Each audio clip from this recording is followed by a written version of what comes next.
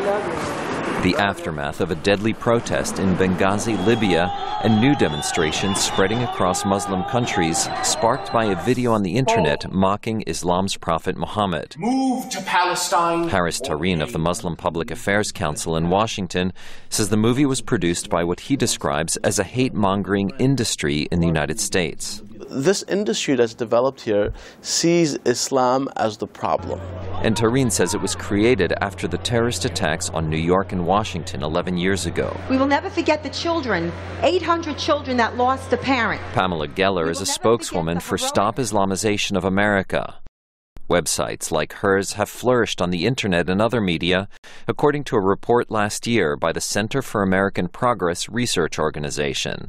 At a religion news writers conference last year, Faz Shakir, co-author of the report titled Fear Incorporated, presented his findings. Fear Incorporated is the small network of Islamophobic actors in this country who've been building an effort over the past decade to try to propagate baseless conspiracy theories that cast aspersions on all Muslims in America.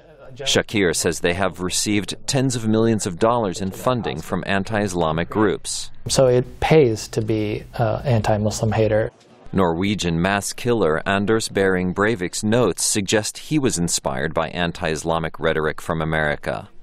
Jocelyn Cesari is a political scientist at the Johns Hopkins University School of Advanced International Studies here in Washington.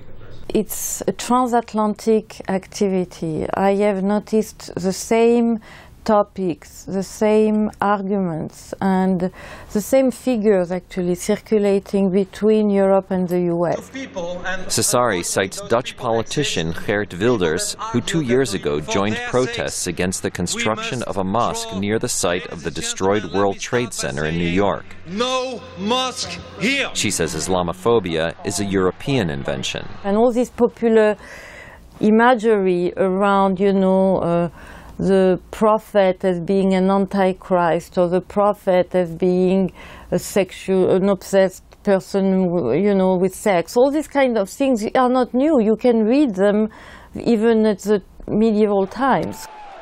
Cesari warns that extremists on both sides are feeding off each other's negative stereotypes and warns that it could get a lot worse unless more moderate voices prevail. Jerome Socolovsky, VOA News, Washington.